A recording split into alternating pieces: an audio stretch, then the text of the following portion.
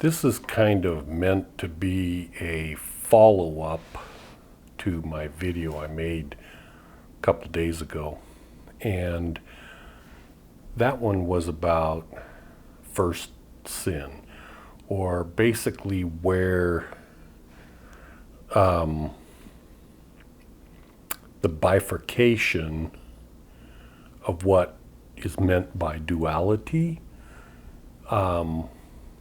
which is how it's possible for sin or evil, is probably a better way to put it, can exist in a reality created by God.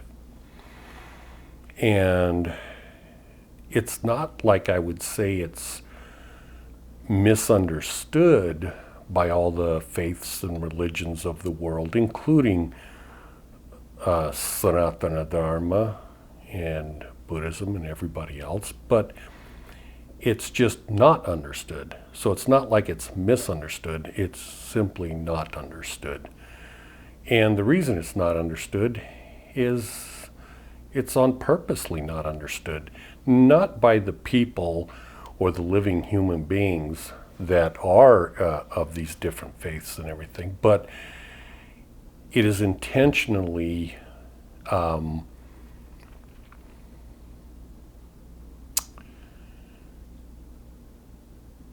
made so that people are not aware of why evil exists by Lucifer.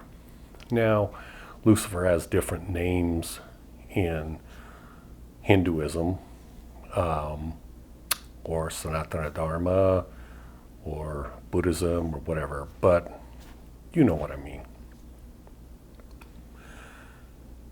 So how does it come about with a God? And I said in my last video that the actual bifurcation of the most rudimentary, very beginnings, takes place essentially if you are looking at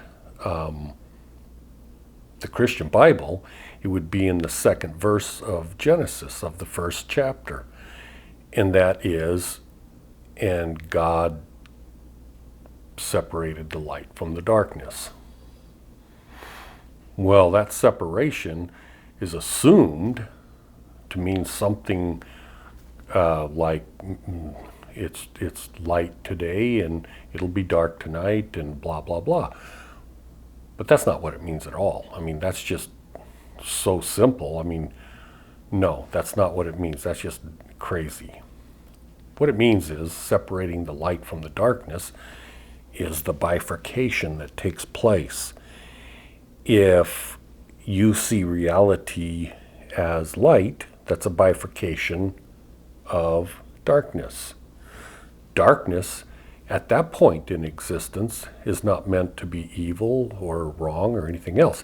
It's just a static, non-existent phase. Shunyata is a word that is used in Middle Eastern, or shall I say Hinduism. That's a word that's used for like darkness or just the absence of existence and stuff. I like that word, the absence of existence. And so God created existence. Now, you, the essence of what you are, is an entity. Now, an entity is a coexisting or always existing, regardless of whether it is in a darkness phase.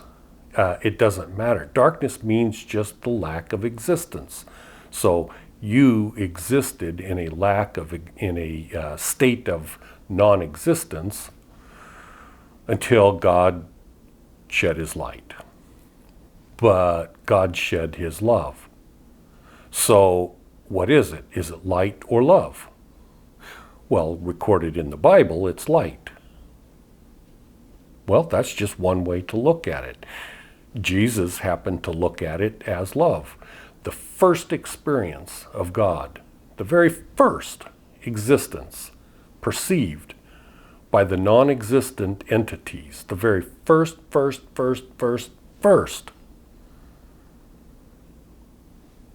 encounter of God came in the form of light, according to the Bible. But the Bible is manipulated by Lucifer, the god of this reality. If we were living in a different reality, on a different planet, where Jesus said, my kingdom is not of this world, so to say, well, if we were in his kingdom, the very second verse in Genesis would be, and light divided the darkness from love, rather than light. That's the way it would read. But in this reality, in this realm, it's light. But what is light? So there's your bifurcation. We're talking about the very first sin, or the very first, shall I say, the very first perception that is different than God. The very first perception that does not correlate perfectly with God is light instead of love. Now, what is light? Light is, in the very most rudimentary form, an awareness. Like if you're in total darkness and the light comes on, you can actually see things. Awareness was born at that very moment. Awareness came into existence at the very moment that took place. But on a planet where Jesus would be considered God, instead of looking at it as the light that made awareness come into existence, it would be love. That would be the first thing that was perceived by the non-existent, from the non-existent realm into the existent realm. The very first perception would be, oh, I feel this love. It's the same exact thing, light, love, same exact thing, but perceived differently. Now, that's not to say that's a bad thing. Let's fast forward billions and billions of years to where we are today. It's not wrong to be educated. It's not wrong to understand how science comes into play. It's not wrong to understand philosophy and all these things. It's not wrong to understand how power comes into existence and all of these things. These are good things. So, but that's not the point and purpose of our existence. Think about this. So you have a God that is everything, is all powerful. I don't even like to use that word powerful, but it's perceived that way in this particular realm. So you have a God that is the God of everything. Excuse me. And this particular God, according to most everything you read in scriptural form, is always revolving around power and authority, and how you have to annihilate evil, and you have to take control of this situation, and it goes on and on and on. Doesn't that seem ridiculous and stupid for a God to be concerned about these things when this particular God is omniscient and omnipresent and blah, blah, blah, just everything? It would not, meaning the God, Brahman, Elohim, would not necessarily, not even necessarily, would not be focused upon power and authority, because that particular God is everything. So what would that God be focused upon? That God would be focused upon love, because power is a unnecessary thing, since it's a given. So the first perception from Lucifer was that God is a powerful being, authoritative being. This authoritative being created the universe, created this particular planet, created everything, created knowledge, wisdom, philosophies, all these things. But from a different perspective, from the realm where Jesus would be considered king or God, that particular realm, God would be perceived as love. The same thing comes about, the same universe, the same everything, but it's not perceived as power and authority and all these things, but instead perceived as love, kindness, and then everything comes into existence in that form. There's no way to tell the difference until it's all said and done. So that's the bifurcation. Now, to back up what I'm saying, you should go through and read every conceivable book you can think of. I have done that. And start at the beginning of the books and just kind of peruse and start reading. And, you know, if you do Hindu, for instance, you'll go to the Rig Veda and you start reading the very beginning of the Rig Veda poems and stuff.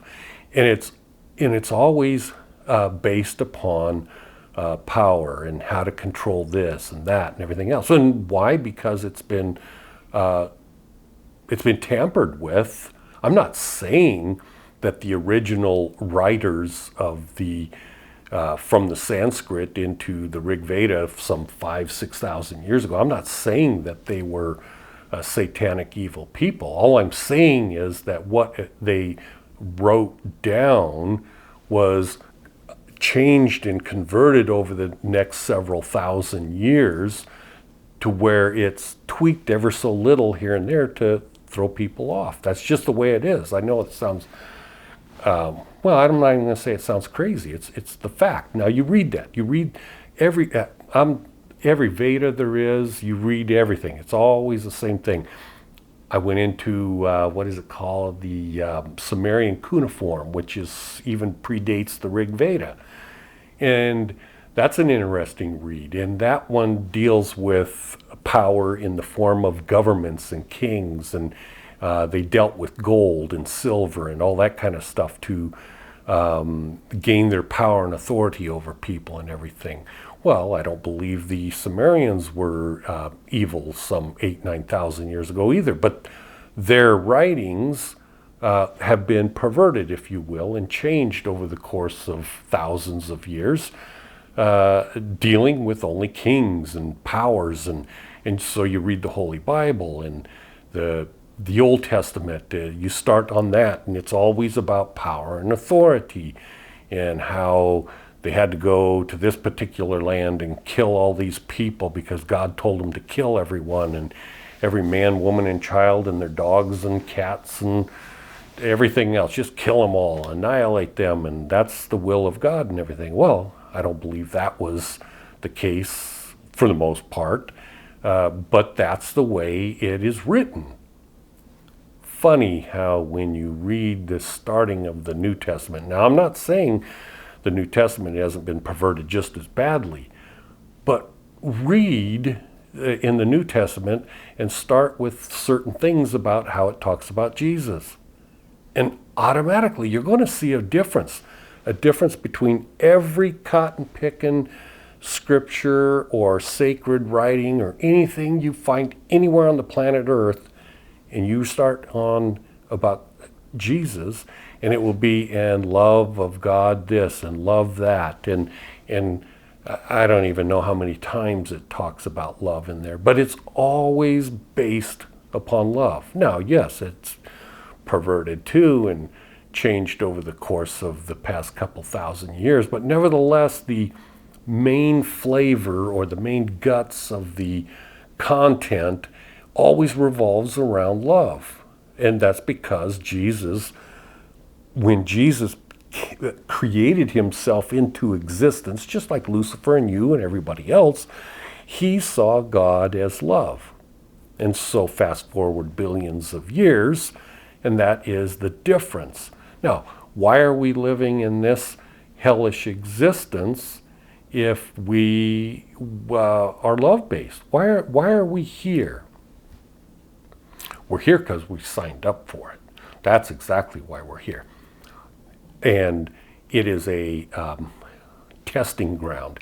It's like if you join the military, and by the way, I never did join the military. I was in the fire department my whole life. But if you did join the military, I understand the way it is it's a very difficult thing in boot camp to weed out those that can't make the grade, if you will, that can't survive in a difficult situation, and so they weed them out. Well, the fire department is no different. They have an entrance exam where if you can't physically and mentally take care of the situation in a stressful, you're weeded out. Now, that doesn't mean you're a bad person or anything. It just means you're not ready for that particular situation. That's the same reason we don't have people in wheelchairs fighting on the front lines in battle. That would not make sense. Not that the person in a wheelchair is any worse or better than the most adequately fighting individual. They're people. One is capable of that at that particular time in their existence, and another isn't. And so that's the point and purpose of this particular reality. We're here in the realm of Satan to give us a test. Now, I want to take that concept and make it crystal clear to you. I personally know for a surety that Satan / Lucifer is not an ignorant fool. In fact, you have the intelligence to realize this yourself. And I think I've mentioned this before, but think about it.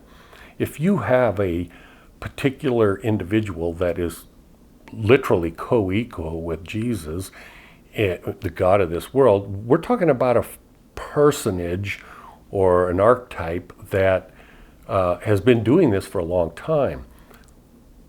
Why would they do that if they know at the end, when it's all said and done, they're going to burn in hell for all eternity? Or they're going to be reduced to nothingness and go back to outer darkness at the end of this at the end of this kalpa of time? Well, they're not. That would be just foolish to think an intelligent individual would follow a path that they know is going to terminate at nothingness. Nobody's going to do that, not even Lucifer, not Satan. Lucifer, Satan, sees God as light, as intelligence, as power and authority, etc., etc., etc.